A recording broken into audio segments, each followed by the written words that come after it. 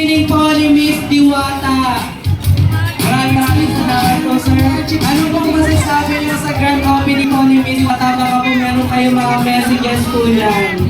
Una-una, congratulations with Easy Brand family. Dito po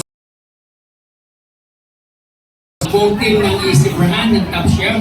Ang kami para napaganda po. Maganda pong tanggap. Maraming salamat. Po, kung wala po yung Easy Brew, yung Easy Brand. Kaya maraming salamat po sa aming host, Sir. Kasama dito sa Diwata, ng kanyang opening ng kanyang Paris ng Quezon City. So congratulations kay nasa meeting. Sa inyong lahat po, welcome na welcome po sa inyong pagdalo rito sa Paris ng Quezon City. Congratulations!